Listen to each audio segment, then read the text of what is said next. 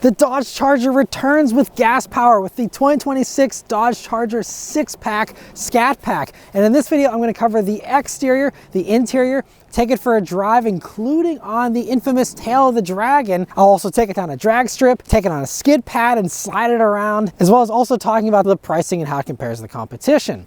And so as far as the Charger 6-pack, well, it's very exciting. We have this about a year ago. You know, they launched the battery electric version, the Charger Daytona, which in my opinion is fantastic. I know, unpopular opinion, but I absolutely love that version. And now for those who don't want electric, it doesn't work for them, whatever, you now have the gas-powered version here, which is still very powerful. Even though it's slower than the electric version, this is the most powerful car you can get under $57,000, which is what these start at, including destination. And, you know, it's a very impressive look too. These things are so big. It's about 2 inches wider than the old wide-body Challenger. And it's so wide, in fact, they almost need the marker lights that you have for width, like you see on HD trucks. It's that wide, and it's so impressive in person. We even have a wheelbase that's about 1 inch longer than before, and it's a big car and it has a lot of presence. And just like the electric one, you can get the 6-pack in this 2-door, but also in the 4-door body style, which is about $2,000 extra, and is actually the same exact length and width as the 2-door. So they were able to work some trickery there to get it in the same footprint and you know, cram in those extra doors. And so it means you don't have any compromise. Either way, you have the same space, the same size, and just a little upcharge there for the 4-door. But as far as the changes here, so obviously everyone's seen these around for several years now, and they've been on the streets for about a year now. And so for the 6-pack version, the unique things you'll see here are that you have that mail slot beneath the grille there, because obviously you need a lot more cooling for this compared to the electric version. So they opened that up there, and you also have a different mesh pattern and, you know, different cutouts there in the lower part of the front bumper, all in an attempt to get this, you know, the airflow that it needs for those 30 PSI twin turbos that it's running. And, you know, otherwise those still really mean up front there with that full width light bar and the very 68 Charger inspired front end. The other unique things here are that you have a traditional hood. You know, in the electric version, you had that very cool R-wing, which helped with aerodynamics. You don't have that here because you need space for the engine. And so instead you have a hood bulge, and you have the 6-pack logo there across the top. That is not functional though, unfortunately. It is all sealed up under there. But you know, a nice fun little thing to help this to stand out for sure. Now coming down to the sides here, you will see you have some very similar wheels to the electric version, and you'll see those Brembo brakes hiding behind them. You also still have the Scat Pack badge here on the fender, just like the Daytona Scat Pack, and it's fun to see there. We also, this one has the carbon fiber and suede package, so you have the carbon fiber mirror caps, and this one also has the glass roof option, so you will see that that whole roof is painted black for the parts that aren't glass, but it all, you know, it kind of does a nice job of giving this little bit of contrast for sure with that black roof. You also see the black down on the lower side skirts, which helps to make this feel a little less bulky visually.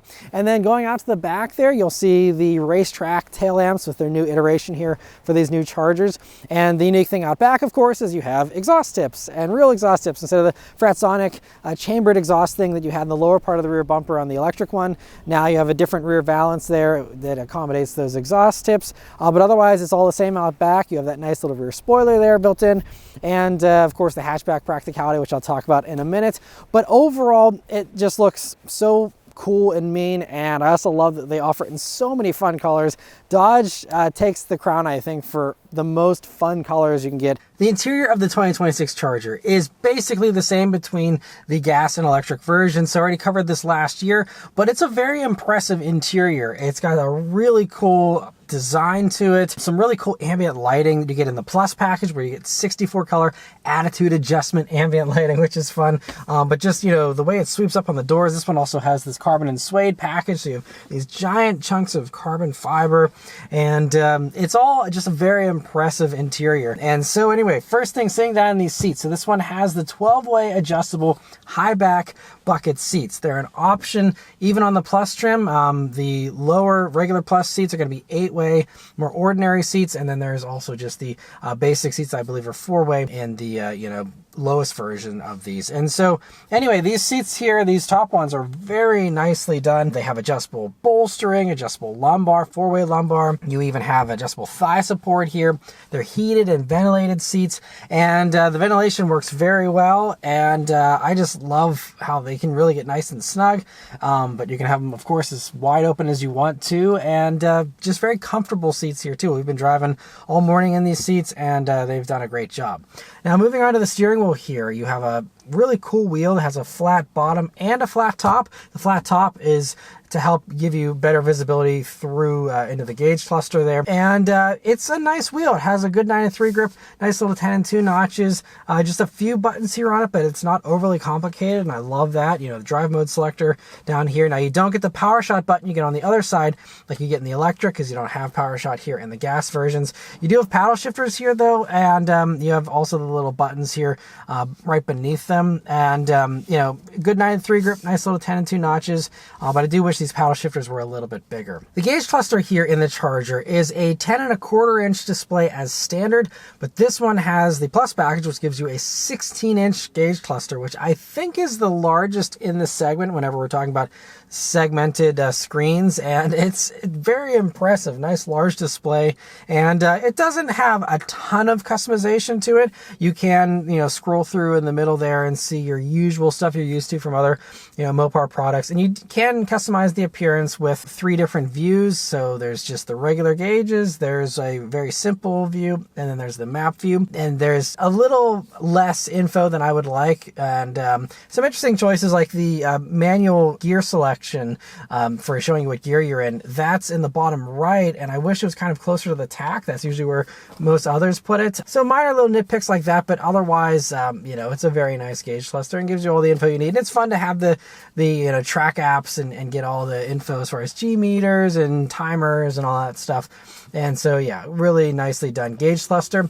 Moving on also to the head-up display. That is another thing that you get here in this Plus pack. It's a really nice large augmented reality head-up display, and has done a really good job of showing me, you know, the next turn, but also just really large for the speed readouts, and also will show you what gear you're in on the head-up display there too. Now moving over to the center of the dashboard here, all Chargers get as standard this 12.3 inch touchscreen, and it actually looks bigger than that. I mean, that's a common screen size these days, and a lot of them feel a lot smaller, but this is very wide screen, and having these bezels with a volume and a tune knob, which I have to say I really appreciate that, but it's really cool. And you have also these little haptic buttons here for doing your seat controls and things like that without having to go into the actual touchscreen.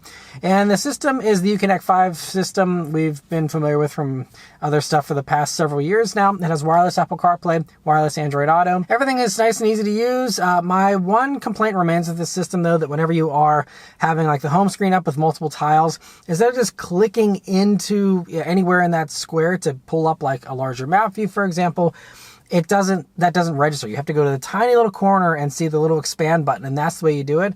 And whenever you're driving and you're moving, you know, you need to have things that have large, you know, hit points and not tiny little buttons you need to press on the screen. So I still wish they would, you know, revise that. But other than that, you know, going through radio stations is nice and easy, and everything's very high resolution, looks great, and yeah, no complaints otherwise. And again, having volume and tune knobs is very, very clutch. And you'll also see beneath the screen, you do have other little quick buttons here for your HVAC controls. That's very much appreciated as well, even though they aren't real buttons. At least, you know, it's something that's off screen there, which is great. And then beneath there, you will also see a few of your like driver assistance buttons, as well as the button for turning off your stop start down there next to your 2 USB-C jacks you have as well. And then beneath that, you will see that you also have a Qi wireless charging pad here on the Plus versions, which is great, and a very nice wide open space. And this charging pad is pretty nicely done. You know, it has some little notches here to hold your phone in and a bracket. So one of the better wireless charging pads, I'd say. And you also, coming back, have this pistol grip shifter, which is a really fun thing to use and feels great in your hand. commands. One minor difference between this and the electric version is that you have an L mode here for the transmission, and you also see the engine stop-start button instead of a power button you get in the electric one, but otherwise all the same down here. Lots of, again, beautiful carbon fiber. I also like how they've wrapped all the surfaces, and that's something I think that comes standard, is everything is wrapped. Now, it could be a little more padded down by your knees if I'm being nitpicky once again, but it gives it a very premium feel for sure. We see that also up on the dashboard there and on the doors. Everything is wrapped, and you know, that's notable. You also see your two cup holders and the center armrest, which is padded a little bit. For me, it could use a little bit more still, but you know, still nice to have. And you open that up and you will see a pretty good size space there, as well as a regular power outlet. Also in the doors here, you see that you have a couple little pockets, one that's more shallow that goes really far back though, and then you have this other deeper one here, including a bottle holder.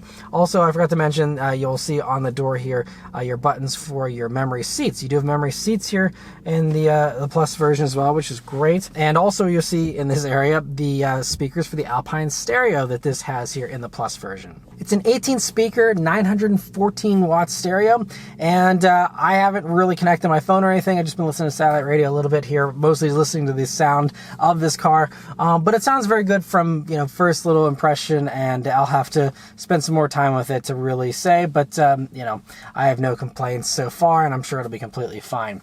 And then moving on to the back seat here in these, they're actually really well done for the back seat, and it's so well done, in fact, that the interior space between this and the four-door version is identical, which is very good for the coupe. It's a good amount of space back there, and so I'm 5'9", me sitting behind myself. I still have a couple inches of legroom to spare in a coupe. That is rare in modern times. And headroom is also plentiful. You have this beautiful huge glass roof that's available. That's not standard, but it's very nice to look out of. It's just tinted. There is no way to frost it, and there's no cover for it. So if you get the roof, just know you will always have the sun above you there. But you know, it is beautiful, and especially if you're having people in the back seat, they'll very much appreciate that even more. And then you also see when you look forward that they have their own USB-C jacks, their own heated seats here in the Plus version, which, I mean, it's cool, I guess, but for how infrequent you're probably going to use the back seats in a coupe, you know, I think having heated seats is a little excessive, but, you know, very cool if you do actually plan to use that. And, yeah, the air vents there are all very nice. There's also even little pockets in those, you know, alcoves there. And just a comfy back seat, too. There's a fold-down center armrest with cup holders built into it. And absolutely is usable every day if you want to, you know, put people back there. And should be, again, plenty of room for kids, car seats, all that as well. And then moving on to the cargo space. That is another thing that is so spacious, and I praised this again last year in the electric version. It's all the same here for this, where you have just a very wide space, very long space. It's a hatch, so you can put more stuff in there, and the seats fold flat, so I mean, you can really stuff this full of stuff. There's been a bunch of people that have said, you know, they've transported TVs in here, you know, they've been loading it up with, you know, lumber at the hardware store, and, you know, all those things you can do with this. And, you know, don't knock it until you try it. I mean, you open up this hatch, and I think that the idea that you need an SUV will go out the window for most people, hopefully, because we need more people to buy non-SUVs here. So I think this is great, and it's again, makes this so much more practical with having the all-wheel drive, having the big back seat, having a big hatch.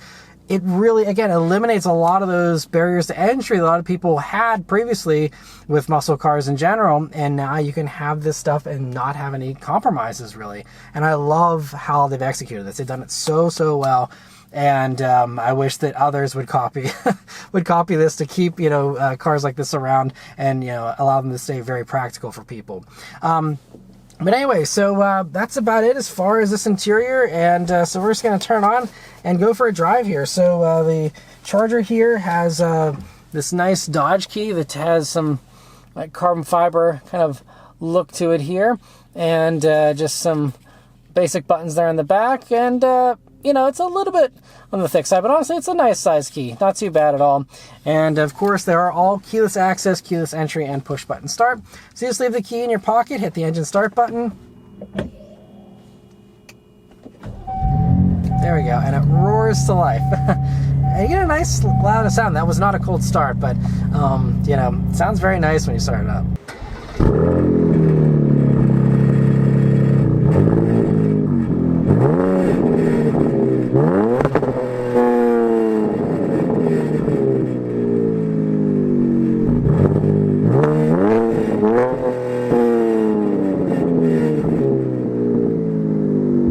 right, so we're in the sport mode. I'm gonna do an acceleration here and see how it goes. Here we go.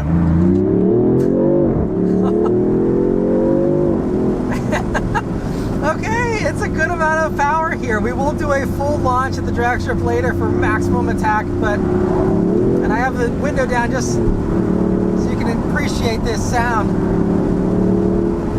Decent amount of wind noise, but it's a good sound. Get a dual mode active exhaust too to get more of that in here. And as far as 6 cylinders go, it sounds really good. So as long as you're cool with the 6-cylinder sound, I think it's a very nice sound. So as far as the 6-pack version of the Charger here, so we have the 3-liter Hurricane inline 6 twin turbo engine. It's the high output version. This is the most powerful version of this engine that they have currently. It's 550 horsepower, 531 pound-feet of torque. 0 to 60 is 3.9 seconds here. It does a 12.2 second quarter mile time and a top speed of 177 miles per hour, which is actually pretty good and high. And so it all runs through a new 8-speed ZF torque converter automatic transmission. This is the 4th generation of the ZF 8-speed here, and they claim it's all new. And we can try out some manual shifts here, see how it does. And pretty quick downshifts.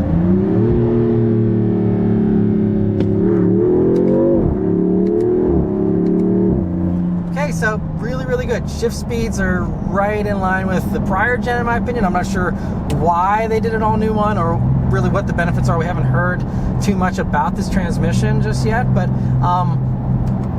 it's just as good as the old ZF, so I have no complaints with it. And continues to be basically the best in the industry. But yeah, this sport mode, by the way, does open up that active exhaust. This is a 2-mode exhaust. It also is going to give you a reduced stability control. So traction control is showing me as being off here. So it allows you to spin the wheels there a little bit. We also get heavier steering in sport mode here. And there are no adaptive dampers here. It's just passive dampers, so you don't get any kind of stiffer ride or anything. There's also a custom mode, so you can mix and match the qualities there as you wish. And there's also even, like a snow as well as just the regular auto mode there. And the snow mode will be handy. And of course, as far as other modes goes, like I mentioned earlier, we have the line lock, we have the launch control, we have the rear wheel drive mode, which will send 100% of the power to the rear and make this a true rear wheel drive vehicle. That is unlocked in the sport mode, by the way. So you have to be in sport mode to do that. It also will intelligently go rear wheel drive just whenever you're cruising with light load, where you don't need to have that front axle helping you out. Then it will go to rear wheel drive, give you better efficiency and all the other perks that come with the rear wheel drive thing. So but it's cool because that means you can do the donuts, you can do the burnouts, and still have the all-weather practicality and grip that you get here with these. And I think it's really fun. And other things here, just general kind of driving things that I noticed right off the bat here in the Charger, is that they retained the really hair trigger throttle response from the prior, old Charger and Challengers, where very little pressure needed on the gas pedal to really get you going pretty quickly. It's a very quick ramp up with the way they programmed the gas pedal there. You also have brake by wire here, and that has a nice and grabby feel right towards the top of the pedal there. It's still easy enough to be smooth with it, but you do again not need too much pressure there before it just really clamps down nicely. And we do have some nice large brakes to slow you down here. So we have 6-piston front Brembo brakes, the 380 millimeters in the front, 340 in the rear, and so it's going to help to again keep all this mass slowed down very nicely. And speaking of mass, these weigh 4,816 pounds. But we're just on regular suburban roads here, so before I get too much into the handling discussion, we'll save that for the tail of the Dragon.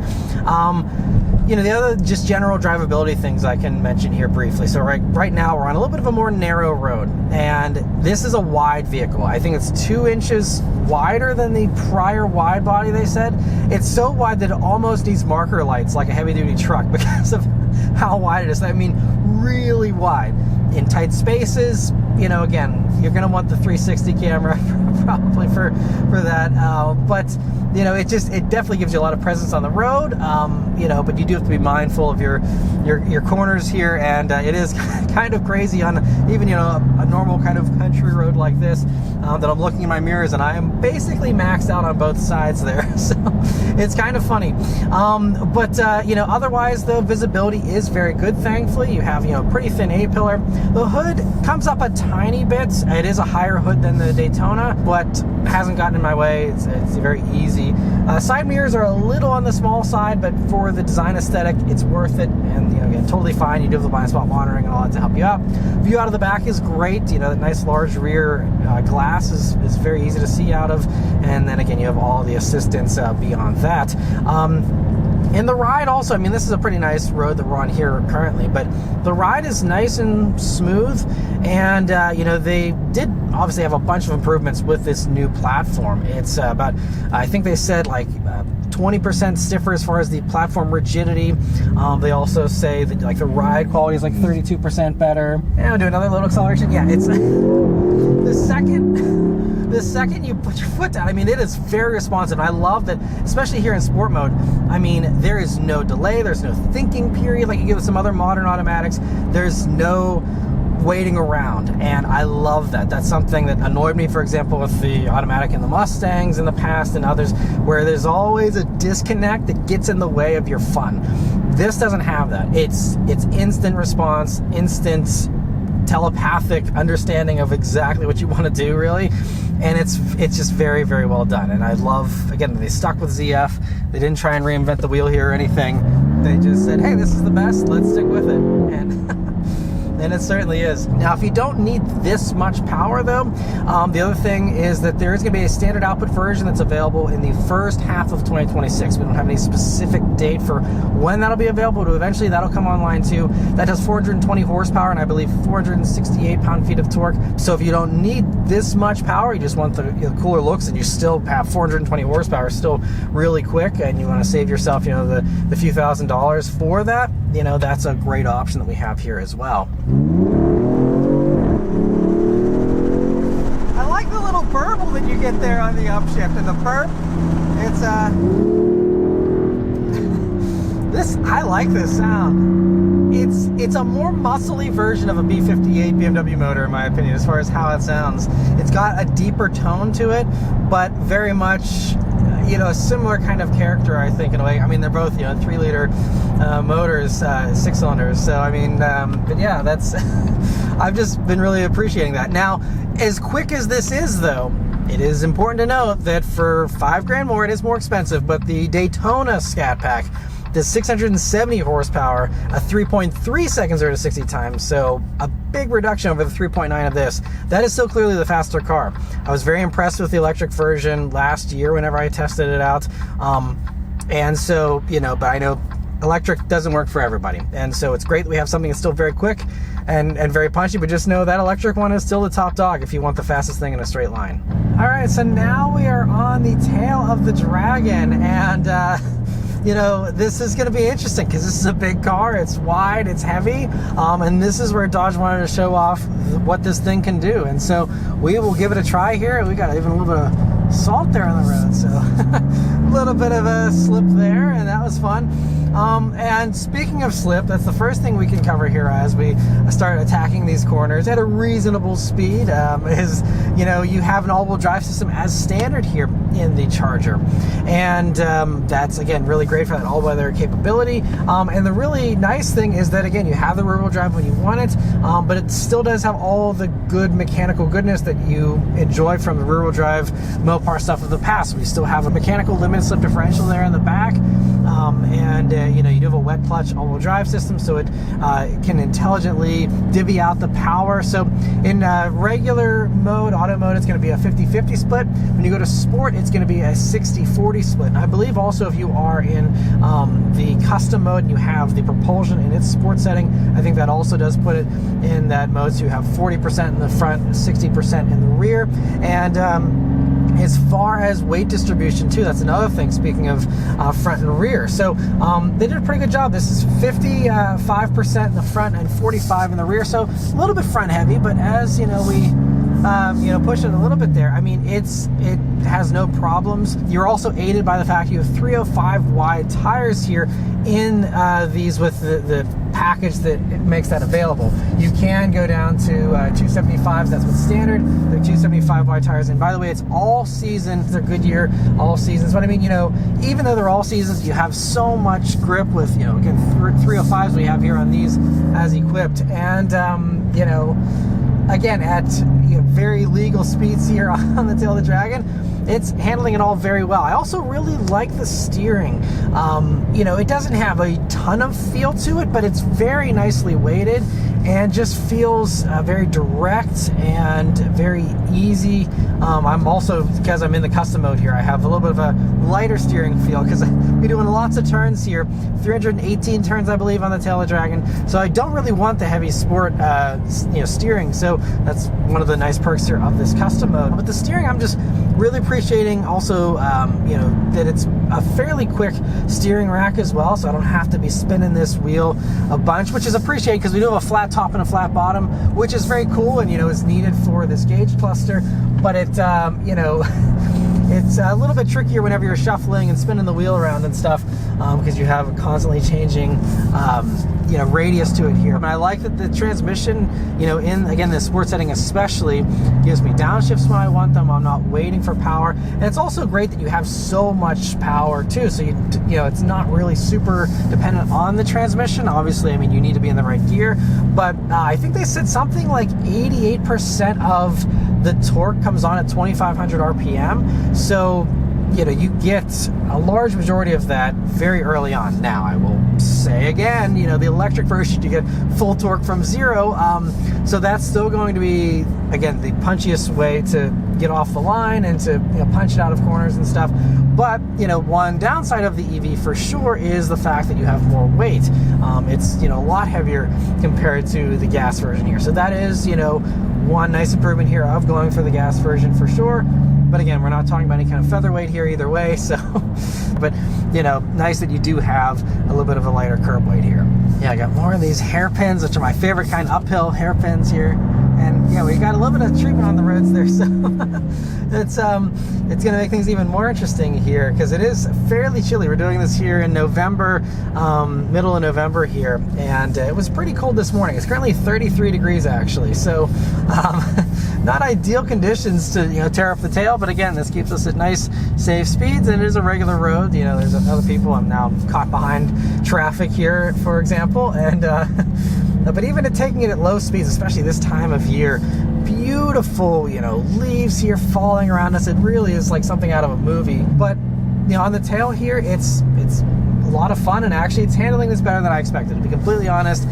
I was skeptical. A vehicle this large and this heavy on a road like this, but it's doing a great job here. Turn-in's pretty good. They did say that this actually resists understeer more than the last generation by a pretty large percentage, and I don't think anyone really worried about understeer too much. Obviously, if you used your right foot a little bit too aggressively, it was very easily oversteery. But as far as when you are in an understeer kind of situation, this does that less, according to Dodge, compared to the last generation, which is a great improvement, especially out here. You do not want understeer, so good that you have.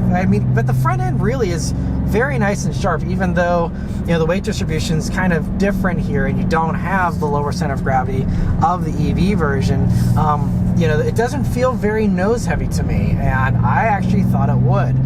So another nice little surprise here that I'm very happy to report. This in all metrics is feeling better than I expected, and nothing's really letting me down just yet. So the other little suspension components here before we move on to the other parts of the drive here are that you have passive dampers. There's no adaptive dampers here in these, and so that's going to be fine. I'm sure maybe adaptive dampers come down the road on some of the others, but the passive, again, I have no complaints. It's sporty enough to handle this very well. It's flat, it's composed, and without being overly stiff, because they understand that people use these as daily drivers, and as a result, you got to have a nice balance for the suspension setup.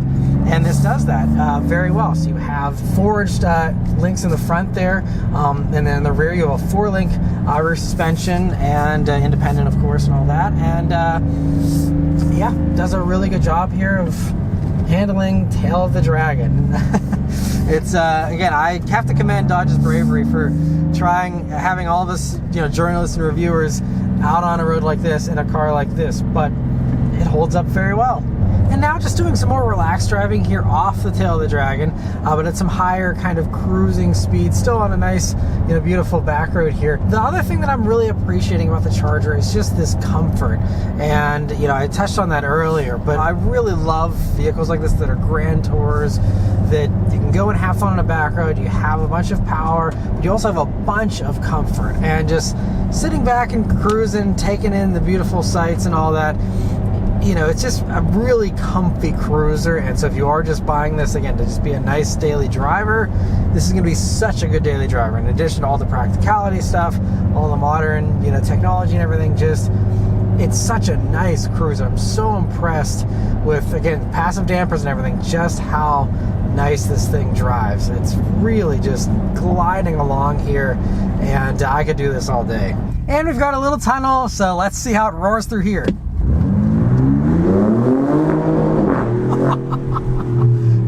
Yeah, sounds good. Very good. And now out on the highway here in the Charger 6-pack, it's a nice cruiser. Again, you get that nice little drone-ish kind of 6-cylinder sound there as you're cruising along with light throttle. But it's pretty nice and quiet at 65 miles per hour here. It's that was a big truck that just passed, and you barely hear it.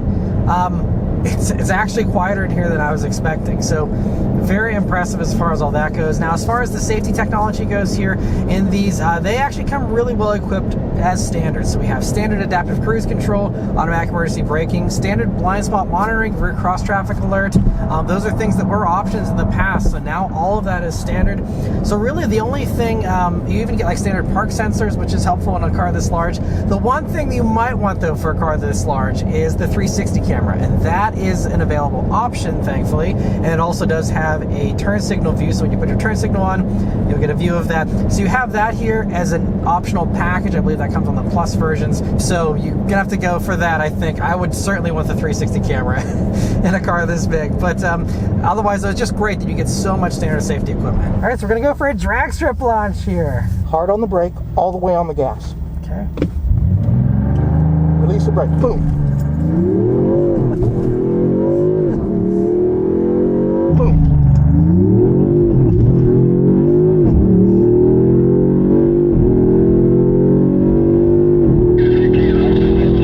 Nice. Good job. That was pretty good.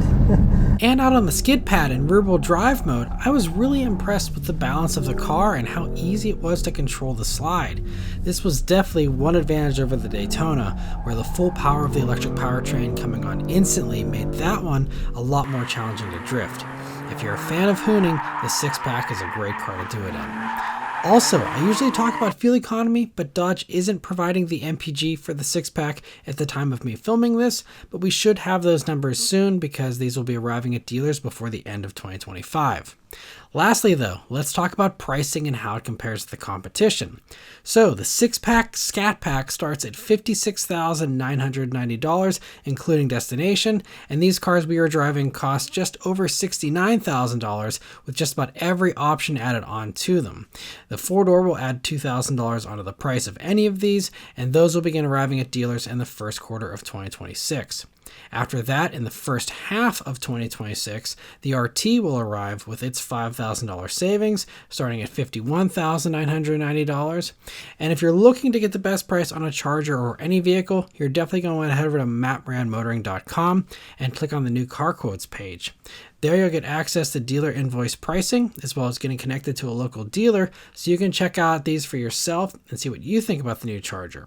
So there's going to be a link in the description, as well as one in a pinned comment to take you straight to that site and get you all that info. Now, as far as how it compares to the competition, there really isn't a good direct competitor, but I think the Daytona version being just $5,000 more and giving you 120 more horsepower is the better deal if you're not opposed to EVs, and the plentiful discounts and lease deals on the Daytona only strengthen that argument. Otherwise, the natural competitor is the Mustang, even though it has 50 less horsepower, even in its most powerful Dark Horse trim. A basic Dark Horse is already over $72,000, and even if you're fine going for just a regular GT, you're still paying over $56,000 for one that's comparable to the Scat Pack here for its base trim, and you don't get the all-wheel drive, the bigger back seat, the hatchback practicality, or the option for a four-door, but you do get that all-important V8. Otherwise, if you want a competitor that is an all-wheel drive two-door, your only other options are the BMW M240i xDrive and the Mercedes-AMG CLE 53. The BMW is the closest competitor, and even though it's down 168 horsepower, it does use a 3-liter turbocharged inline-six engine, and it has a 0 to 60 time that's very close to this, and it too starts around $56,000. It's smaller and less practical, but the current 2 Series is a great car if the Charger feels too big for you. The Mercedes CLE kind of bridges the gap between the two, but in typical Mercedes fashion, it's too expensive, starting over $77,000 before any of the pricey Mercedes options, so really not that competitive to the Charger from a value standpoint. So overall, I think the Charger is very well priced and is a rare combination these days.